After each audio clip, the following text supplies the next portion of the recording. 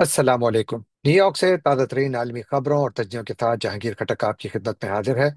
नाज़रीन, आज यहाँ न्यूयॉर्क में पीर की रात और नवंबर की 17 तारीख, जबकि पाकिस्तान में मंगल की सुबह और नवंबर की 18 तारीख है। नाज़रीन, खबरें बहुत हैं, सीधा खबरों की जानिब बढ़ते हैं। और आज भारत से एक बड़ी खबर आई है, जहां पर उनके फौज के सरबराह जनरल उपिंदर द्विवेदी ने पाकिस्तान को वार्निंग दी है। और उनका कहना है कि जो मई में भारत की जानिब से पाकिस्तान के खिलाफ जारियत की गई थी, ये बुनियादी तौर पर एक ट्रेलर था। ये उनके अल्फाज थे, ट्रेलर। जबकि फिल्म अभी बाकी है। उन्होंने ये भी दावा किया कि अगर पाकिस्तान ने भारत को ये मौका दिया तो वो पाकिस्तान को पड़ोसियों से बर्ताव का सबक सिखाएगा। यानी अगर पाकिस्तान ने भारत को मौका दिया, अभी इस मौका देने से क्या मतलब है, आजल साहब ने ये वाजे नहीं किया। लेकिन हालिया दिनों में हमने देखा है कि पाकिस्तान और भारत दोनों जानिब से वैसे तो इसी किस्म के बयानात आते रहते हैं, लेकिन जो भारत की आला तरीन फौजी क़यादत है, उनकी जानिब से मुसलसल इस बात का इजहार किया जा रहा है कि ऑपरेशन सिंदूर खत्म नहीं हुआ, बल्कि ये पॉज में है और इसको दोबारा शुरू किया जा सकता है। क्या जनरल साहब के ये जो बयानात हैं, ये जाहिर करते हैं कि भारत एक मरतबा फिर या तैयारी कर रहा है या इंतजार कर रहा है किसी मौके का, या किसी भी चीज को मौका बनाकर पाकिस्तान पर फिर जारियत करे? ये वाजह नहीं है, लेकिन इस बयान से उनकी इंटेंशंस बिल्कुल वाजह हैं। एक और बड़ी खबर अमेरिका से,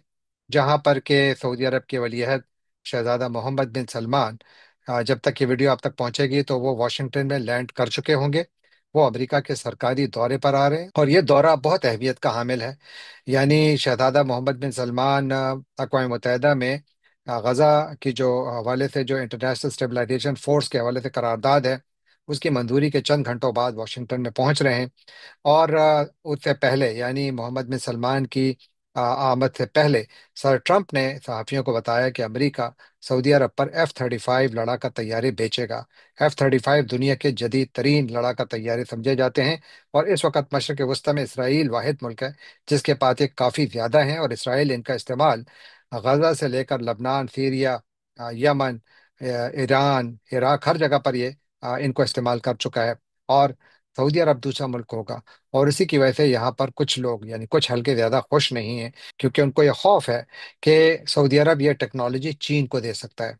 साथ ही इस दौरे के दौरान सऊदी अरब और अमेरिका के दरमियान सिविल न्यूक्लियर डील भी हो सकती है। इसके अलावा अमरीकी जरा ये कह रहे हैं कि सर ट्रंप की जानिब से शहजादा मोहम्मद बिन सलमान पर एक मरतबा फिर दबाव डाला जाएगा कि वो अब्राहमिक अकॉर्ड्स का हिस्सा बने और इसराइल को बाकायदा तौर पर तस्लीम करें। तो एक इंटरेस्टिंग ये दौरा है, बहुत अहम दौरा है, और ये यकीनन अमेरिका और सऊदी अरब के ताल्लुकात को मजीद मजबूत करेगा। क्या इसके नतीजे में सऊदी अरब इसराइल के करीब होगा? मैं इस इम्कान को बिल्कुल मुस्तरद नहीं करता, क्योंकि सऊदी अरब में इसराइल के लिए काफ़ी गर्मजोशी पाई जाती है। और याद रखिए कि सऊदी अरब के करीब तरीन इत्तेहादी ममालिक जो हैं, जिनमें पाकिस्तान और उर्दन शामिल है, उर्दन के शाह अभी पाकिस्तान से होकर गए। तो ये आपको देखिए, अगर आप थोड़ा जूम आउट करके देखें तो एक तहरीक नजर आती है कि इसराइल को जो है तस्लीम किया जाए। लेकिन फ़लस्तीन की आज़ाद रियासत का नाम फिलहाल नहीं लिया जा रहा। उस पर मैं बाद में थोड़ा जिक्र करता हूँ। साथ जिक्र थोड़ा पाकिस्तान का। पाकिस्तान में जो हार्ड स्टेट का कॉन्सेप्ट है, जो आज तक किसी को समझ नहीं आया, हमारे फौज के सरबरा ने ये टर्म पहले इस्तेमाल की थी कि पाकिस्तान को एक हार्ड स्टेट होना चाहिए। बहुत से हल्के इस पर सोच रहे थे, समझ नहीं आ रही थी कि ये कौन सी टर्म है हार्ड स्टेट। तो इसका मतलब तो पॉलिटिकल साइंस में काफ़ी गलत समझा जाता है। लेकिन अब जो जो जिस तरीके से पाकिस्तान में जिस किस्म की कार्रवाइयाँ हो रही हैं, 27वीं आईनी तरमीम मंजूर हो गई, जिसके तहत पाकिस्तान फौज के सरबरा फील्ड मार्शल आसिम मुनीर और पाकिस्तान के सदर आसिफ अली जरदारी को मुकम्मल इस्तिस्ना, हर किस्म के कानून से वो दोनों बालातर हो गए हैं। और अब तो उलमाए कराम ये सामने आना शुरू हो गए हैं और ये कह रहे हैं कि जनाब, ये तो गैर इस्लामी है। वो लोग जो कि कुरानी आयत का तर्जुमा पढ़ पढ़ कर सुनाते हैं, ये उनको बता रहे हैं कि जी, जो ये हो रहा है और ये जो इस्तिस्ना हासिल किया जा रहा है,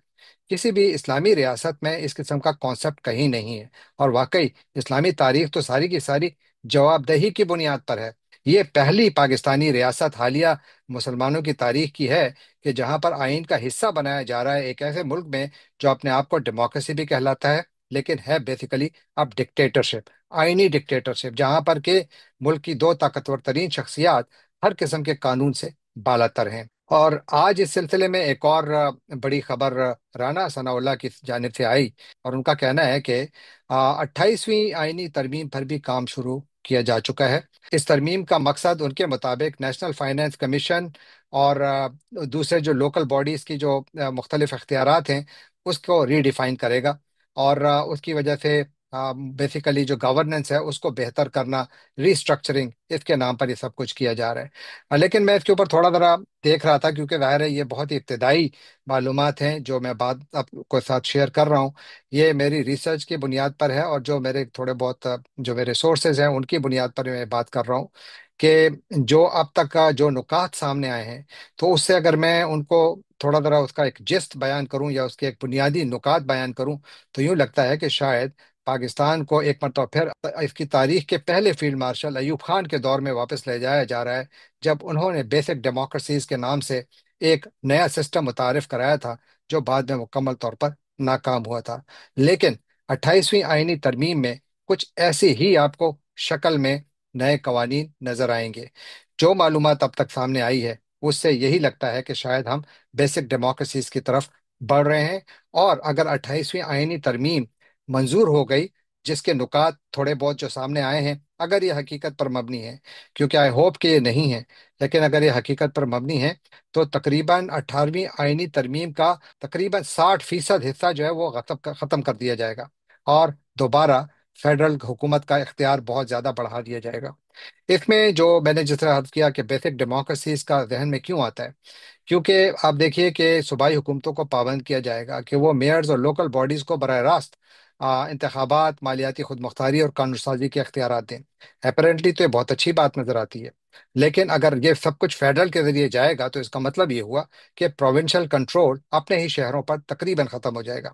پروونشل گورنمنٹ صرف اور صرف وہاں پر تھوڑی بہت عملداری چلائیں گی، لیکن باقی سب کچھ جو ہے وہ فیڈرل حکومت کے ہاتھ میں ہوگا، جس کا مطلب یہ ہوا کہ صوبائی خود مختاری پر ایک بہت بڑی ضرب لگائی جائے گی۔ اسی طرح NFC ایوارڈ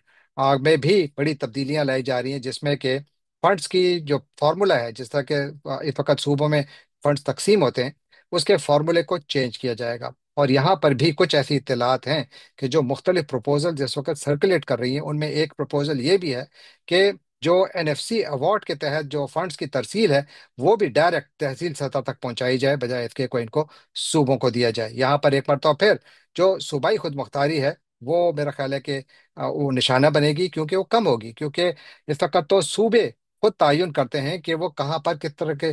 کتنا پیسہ لگانا چاہتے ہیں، کتنے پیسے کہاں پر ضرورت ہے، اس کے مطابق وہ لگاتے ہیں۔ اور یقیناً وہ آنسریبل بھی ہیں، کیونکہ انہی کے نمائندے انہی ڈسٹرکٹ سے الیکٹ ہو کر آتے ہیں، تو وہ پورا سسٹم جو ہے وہ اس سے متاثر ہوگا، کیونکہ صوبائی خود مختاری کا جو وہ کانسیپٹ ہے وہ ایک مرتبہ پھر یہاں پر ختم ہو جائے گا۔ ایک اور معاملہ جو کہ پہلے 27ویں آئینی ترمیم میں بھی اس کا ذکر ہوا، کہ تعلیم اور صحت عامہ اور ساتھ پھر آبادی، یہ جو ہے یہ وزارتیں وفاق کی طرف بھیجی جا رہی ہیں، جس کا مطلب یہ ہے کہ ہسپتالوں کے معیار، فیملی پلاننگ اور تمام چیزوں پر وفاق کا کنٹرول مزید بڑھے گا، جس کا یقیناً صوبائی خود مختاری پر بہت منفی اثر ہوگا۔ ایک اور آئیڈیا جس پر اس وقت یعنی بات ہو رہی ہے وہ یہ ہے کہ جی لوکل گورنمنٹ کمیشن قائم کیا جائے، اور یہ وفاقی سطح کا کمیشن ہوگا جو صوبوں کی لوکل گورنمنٹ کی کارکردگی کی نگرانی کرے گا، جس کا مطلب یہ ہوا کہ بنیادی طور پر پاکستان کے ہر تحصیل کی سطح کی گورنمنٹ کو بھی فیڈرل گورنمنٹ کنٹرول کرے گی، جس کا مطلب ہے کہ مائکرو مینیج کیا جائے گا۔ اور اس کا مطلب یہ ہوا کہ پاکستان واقعی ایک ہارڈ اسٹیٹ بن جائے گا، جہاں پر کہ ملک کے طاقتور ترین شخصیات ہر قسم کے قانون سے مبرہ ہیں، ان کے اوپر کوئی قانون لاگو نہیں ہوگا، اور اس کے علاوہ جو صوبائی حکومتیں ہیں ان کی کوئی اوقات رہیں گی ہی نہیں، کیونکہ وہ بس صرف ربر اسٹیمپ رہیں گی۔ ان کا میرا خیال ہے کہ عمل کیا رہے گا اس کا اندازہ آپ خود ہی لگا لیں، بلکہ میں یہ چاہوں گا کہ آپ اپنے کامنٹس میں بھی اگر ان میں سے کچھ کچھ ایسی تجاویز جو اس وقت سرکولیٹ کر رہی ہیں، یاد رکھیے کہ یہ حتمی مسودہ نہیں ہے، اس کو حتمی مسودہ بھی نہ سمجھیے، لیکن چونکہ رانا ثناء اللہ نے یہ بات کی ہے اور انہی طرف اشارہ کیا ہے، اور جو میں نے تھوڑی بہت انویسٹیگیشن کی اور آپ کے سامنے جو چیزیں رکھی، اس سے یہی معلوم ہوتا ہے کہ یہ اس کے اوپر ہمیں بات کرنی چاہیے، اس کو ہمیں ڈیبیٹ کرنا چاہیے۔ تو لہٰذا آپ کو میں انکریج کروں گا کہ پلیز اس کے اوپر ضرور کامنٹ کیجیے گا، میں بھی کوشش کروں گا کہ جواب دوں۔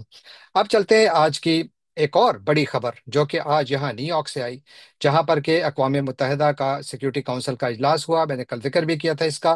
وہاں پر صدر ٹرمپ کا جو امن منصوبہ ہے غزہ کے حوالے سے، اس کے اوپر ووٹنگ ہوئی۔ وہاں پر ٹوٹل کونسل کے جو ممبران ہیں وہ 15 ہیں، 5 پرماننٹ ہیں، 10 نان پرماننٹ ممبرز ہیں جن میں پاکستان بھی شامل ہیں۔ اور اس قرارداد کے حق میں 13 ووٹ آئے۔ دو ممالک نے ایبسٹین کیا، یعنی انہوں نے ووٹنگ میں حصہ نہیں لیا، یہ چین اور روس تھے، جنہوں نے کہ بنیادی طور پر اس قرارداد کی اس وجہ سے مخالفت کی تھی کہ ان کا کہنا تھا کہ اس کے اندر ایک آزاد فلسطینی ریاست کا روڈ میپ ہے ہی نہیں، اور اس کے اوپر اعتراض تھا۔ اور وہاں پر پاکستان جو کہ ہمیشہ سے فلسطینیوں کے حق میں بہت زیادہ بولتا ہے، اور ساتھ ہی جو الجیریا بھی وہاں پر ممبر تھا، تو ان میں سے کسی نے بھی اور کچھ ہلکا پھلکی کرٹیسزم تو کی اسی نقطے پر، لیکن جب ووٹ کا وقت آیا تو اچھے بچوں کی طرح انہوں نے ووٹ ڈال دیا۔ اب آج جو یہ قرارداد منظور ہوئی،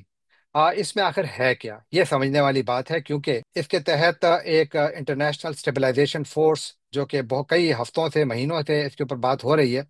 وہ بنے گی۔ اور اس کو جو ادارہ چلائے گا اس کو کہتے ہیں بورڈ آف پیس۔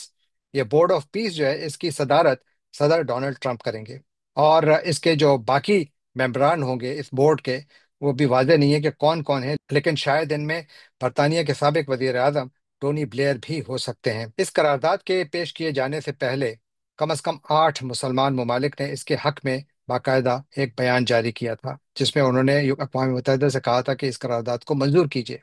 ان میں پاکستان شامل تھا، ایجپٹ شامل تھا، جارڈن شامل تھا، جن کے شاہ بھی پاکستان میں تھے، قطر تھا، سعودی عرب تھا،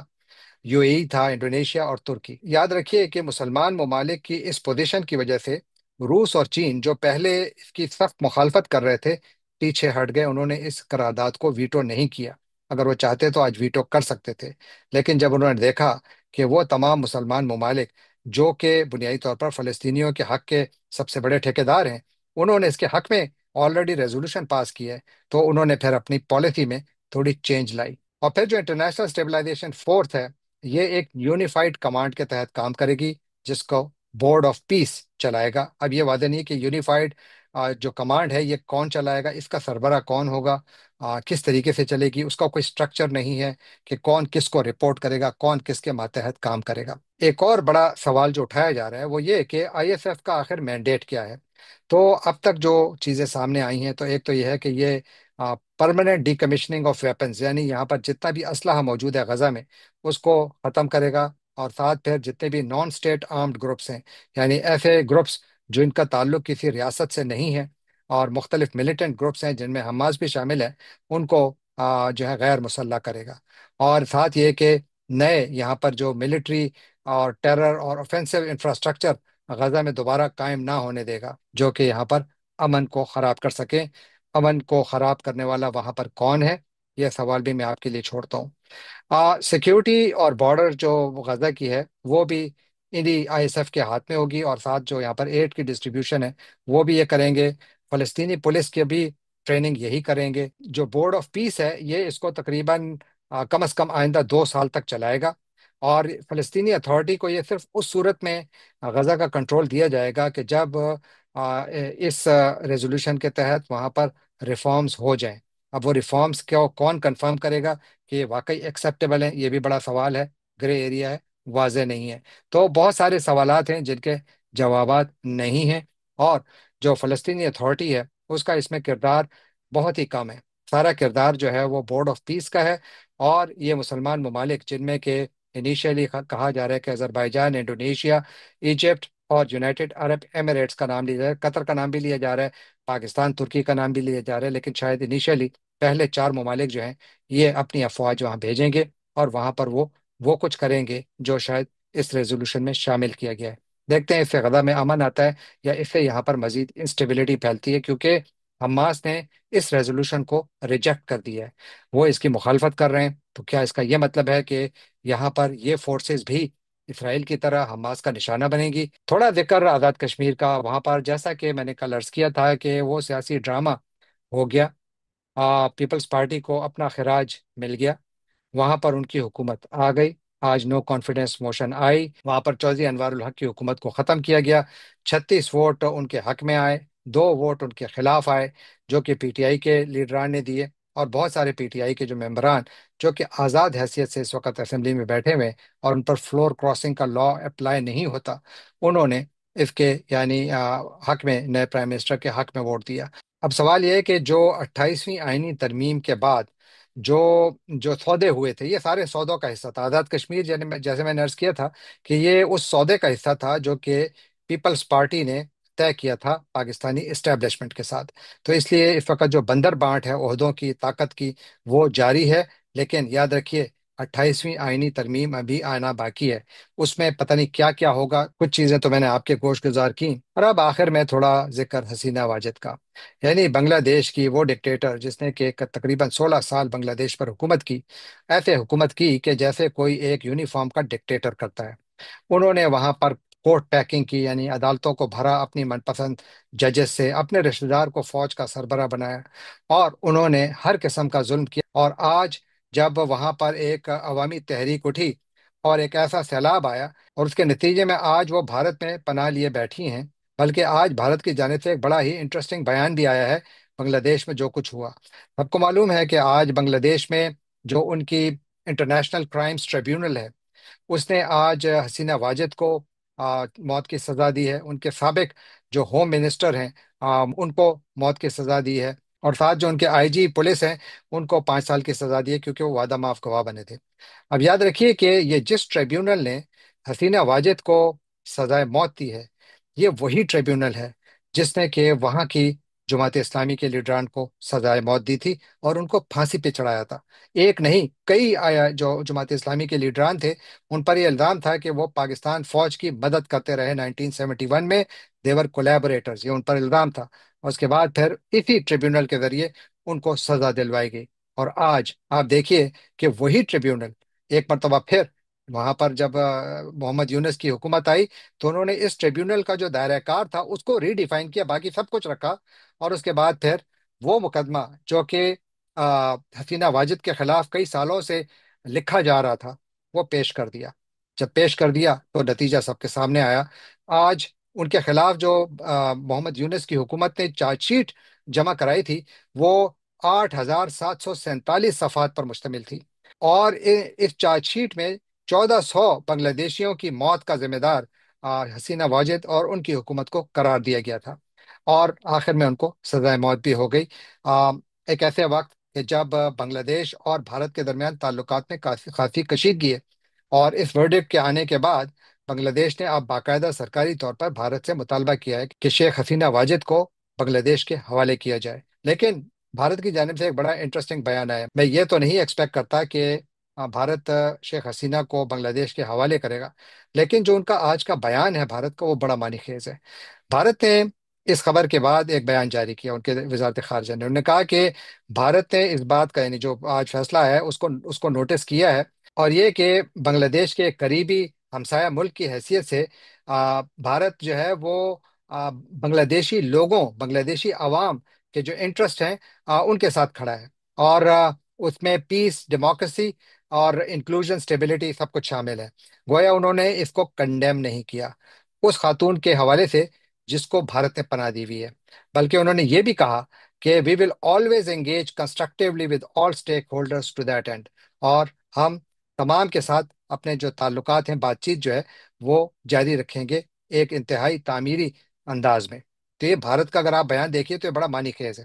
اب اس میں جو شیخ حسینہ واجد کا جو انجام ہے، یعنی انجام تک تو وہ ابھی نہیں پہنچی ہیں، لیکن ان کا ایک انجام کا شاید ابتدا ہے۔ اس میں ایک چیز آپ دیکھیے، یا اس میں بہت سارے جو دنیا بھر میں جو جتنے بھی ڈکٹیٹرز ہیں ان کے لیے ایک لیسن ہے۔ میں پاکستان کو دیکھ رہا تھا کہ پاکستان کے ساتھ کیا اس کا کچھ موازنہ ہو سکتا ہے، کیونکہ پاکستان میں آپ اگر دیکھیں تو اگر آپ ان امپلائمنٹ دیکھیں، یوتھ ان امپلائمنٹ دیکھیں، تو بنگلہ دیش میں، جب بنگلہ دیش میں یہ عوامی انقلاب آپ لے کے آئے لیں، یا عوامی جو بہت زیادہ غم و غصہ سڑکوں پر نظر آیا، اس کی سب سے بڑی وجہ بتائی جاتی ہے کہ وہاں پر ایک تو اسٹیٹ ریپریشن بہت زیادہ تھا، اس کی وجہ سے لوگ بہت زیادہ ناراض تھے۔ پھر جو نوجوان طبقہ تھا اس کے اندر کوئی جو ان امپلائمنٹ ریٹ تھا وہ تقریباً 30% تھا، جبکہ پاکستان میں جو نوجوانوں میں جو بے روزگاری کی شرح ہے وہ تقریباً 15 سے 20% کے درمیان بتائی جاتی ہے۔ اسی طرح بنگلہ دیش میں شیخ حسینہ نے سوشل میڈیا پر بالکل پابندی لگائی ہوئی تھی، لیکن وہاں پر جو نوجوان تھے انہوں نے وی پی این، اسٹار لنک اور دوسرے ذرائع سے اپنی جو ایک ڈیجیٹل جدوجہد تھی وہ جاری رکھی۔ پاکستان میں کیا ہو رہا ہے یہ میں آپ کے لیے چھوڑتا ہوں کہ پاکستان میں کس حد تک میڈیا آزاد ہے، اور پاکستان میں سوشل میڈیا پر کتنی مرتبہ پابندیاں لگی ہیں، اور قانون کو بطور ہتھیار کیسے استعمال کیا جاتا ہے۔ ساتھ ہی جو ایک چیز جو کہ بنگلہ دیش اور پاکستان میں مختلف ہے وہ یہ کہ گرچہ شیخ حسینہ نے اپنے ایک رشتہ دار کو فوج کا سربراہ مقرر کیا اور ان کا یہ خیال تھا کہ اس سے زیادہ محفوظ ہوں گی، تو وہی سربراہ جب وقت بدلا، جب حالات بدلے، جب لوگ سڑکوں پر نکلے، تو وہی سربراہ جب شیخ حسینہ نے ان کو کہا کہ آپ ہمارے عوام پر گولی چلائیں، تو انہوں نے کہا کہ میں گولی نہیں چلاؤں گا۔ وہاں پر جو بنگلہ دیش کی فوج ہے اس نے بیسیکلی ایک نیوٹرل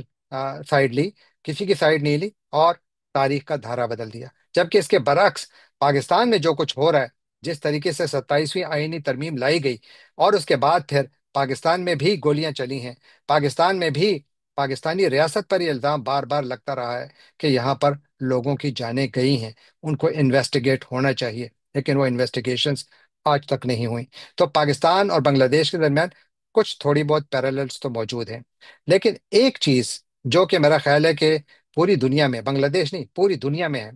کہ جب وقت بدلتا ہے تو آپ کے قریب سے قریب ترین ساتھی بھی آپ کا ساتھ چھوڑ جاتے ہیں، بالکل اسی طرح جس طرح کہ شیخ حسینہ کو سب نے یک تنہا چھوڑ دیا۔ اور پھر ساتھ ایک یہ کہ جب وقت بدلتا ہے تو آپ اپنے ارد گرد جتنی بھی قانون کی فصیلیں کھڑی کر لیں، آپ اپنے گرد گرد جتنی بھی طاقت کے جو مراکز ہیں وہ جمع کر لیں، اس کے باوجود آپ پھر بچ نہیں سکتے۔ آپ کو فرار ہی کا راستہ اختیار کرنا پڑتا ہے، یا پھر آپ کو اس راستے پر جانا ہوتا ہے جس پر کہ ہمیشہ ڈکٹیٹرز گئے ہیں، یعنی ان کا زوال۔ امید ہے کہ پاکستان میں حالات بدلیں گے، امید ہے کہ پاکستان بہتری کی جانب جائے گا، اور امید ہے کہ ہمارے حاکموں کو بھی اللہ یہ توفیق دے گا کہ وہ ایسے فیصلے کریں کہ جس میں فائدہ پاکستان کا ہو، نہ کہ ان کا اپنا ذاتی۔ جانے سے پہلے آپ سے ایک مرتبہ پھر درخواست کہ آپ ہمارے چینل کو سبسکرائب کیجیے، لائک کیجیے، شیئر کیجیے، کامنٹ کیجیے، اور بیل آئیکن کو کلک کرنا نہ بھولیے گا۔ آپ کا بہت بہت شکریہ۔